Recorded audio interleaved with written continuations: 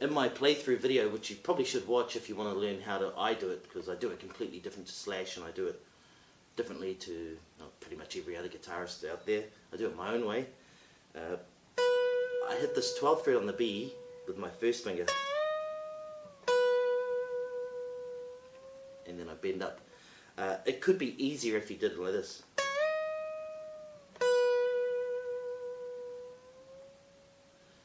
So that's a bend from 12 to 14, or a full step bend. And you just hold that for a bit, and then the whole feel of the song actually changes there. It's like not a halftime feel, but it changes, and then you've got everybody needs some time. And he's doing that, but so Slash is actually playing exactly what the vocalist is doing. He's playing the vocal line. So that's a pull off from 9 to 8 on the G string, and then a slide from 9 to 6 on the D, and then 4 on the D string. So it's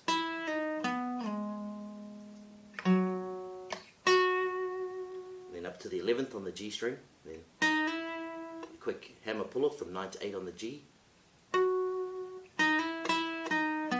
Then you do that exact same phrase again, 9, 8, and then slide from 9 to 6 on the D string. So you've got that.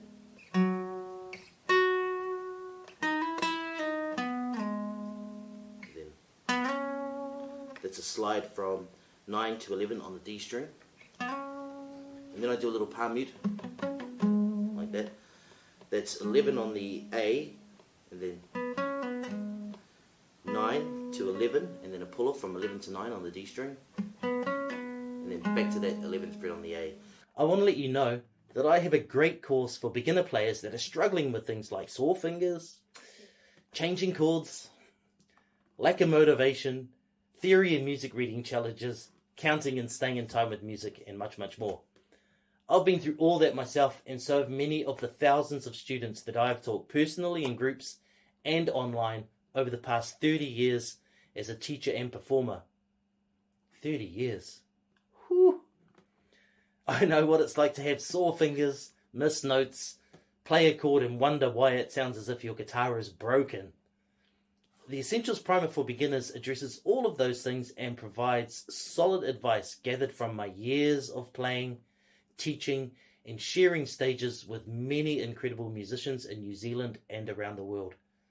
With more than 180 professionally recorded video lessons, a course ebook, quizzes, and checklists to assess and challenge your progress, this course can get you serious results and transform the way you play and approach learning guitar and music. As you travel through the course, your character will level up from snivelling beginner underling to a shining golden exemplar that wields control over the basic fundamentals of guitar wizardry with impunity. Click the link here or in the description to access all of the first module's incredible lessons, quizzes, checklist, and coursebook absolutely free. It was kind of hard to hear on the original recording, so I think this is what he's doing, but I'm not really sure. For the rest of it, I'm pretty much 100% sure that it's correct, but this part was a little bit difficult to hear. So I've taken it from the beginning of this breakdown after this.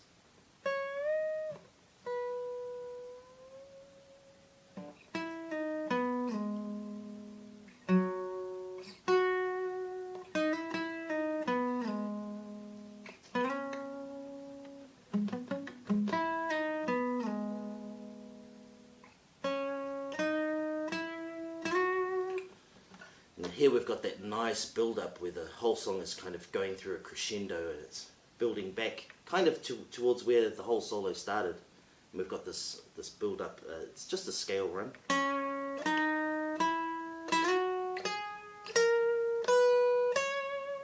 It's starting on the 6th string, and all the notes are on the G string until I say otherwise. 6, 8, 9, and then he does a little like that from 9 to 11. Pick that 9 again and slide to 11. And everything's pretty standard from here. 13, 15. Now we change strings. 12, 14 on the B string.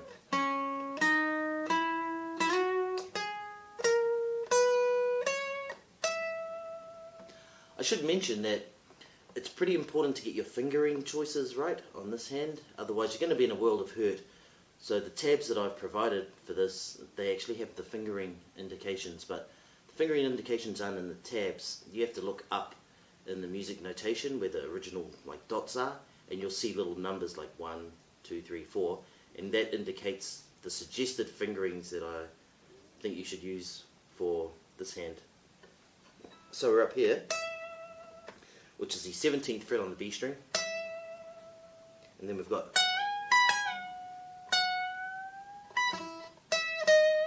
okay, so there,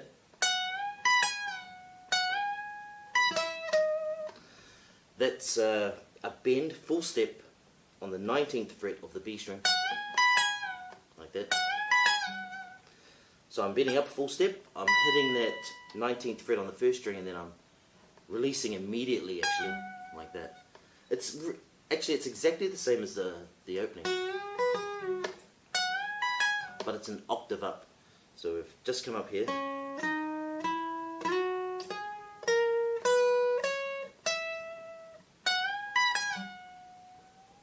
Now on the recording, he doesn't pick it again, he does this. Of course that kind of dies out on an acoustic guitar, so I just pick it again to give it some more beef, otherwise you don't really hear it. So we've got,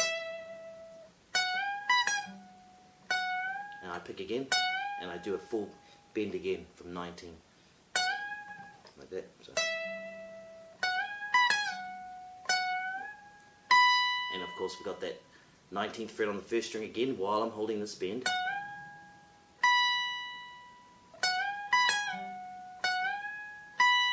Then that's 17 to 16 on the B string.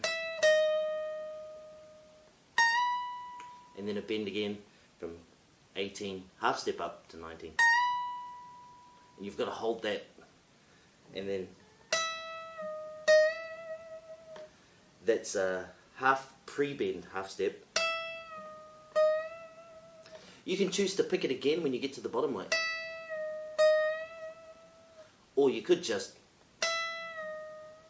like that. So that's half step pre-bend down to 16, and then back up, half step, and then we've got a little bit of a run like. So let's just go through that slowly. 18th fret on the G string, then 16, 17, 19 on the B, then to 16 on the first string, and then 17, 19 on the B string,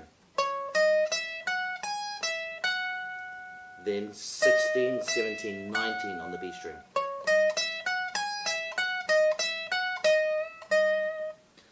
That's a half bend from 16 to 17, and then release. Like that.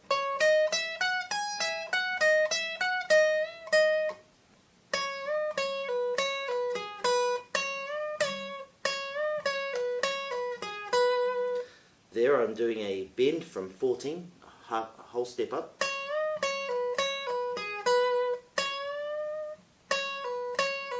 And then 2 pull-offs from 14 to 12. And then we've got a repeated motif like this.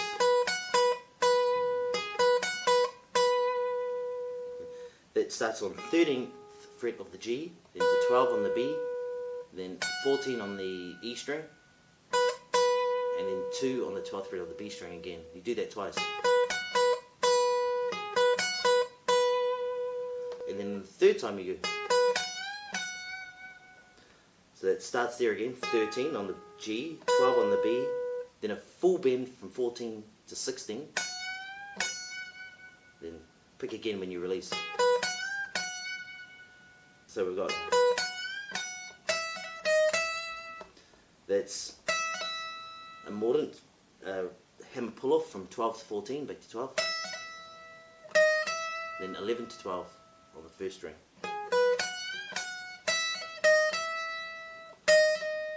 Then hammer pull-off from 11 to 12, back to 11, like that. Then 9, 11 on the first string.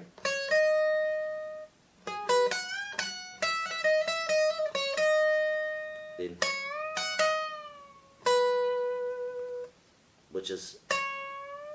full bend on 14th fret to the 16th, and then 14th fret on the first string while you're holding that bend, then pick while it's up there, and then release, and then 12th fret on the B string.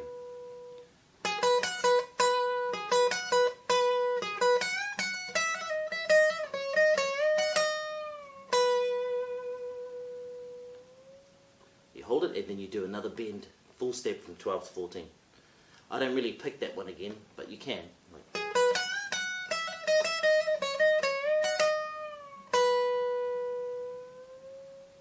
Once again, you don't have to finger it like me, you could do this.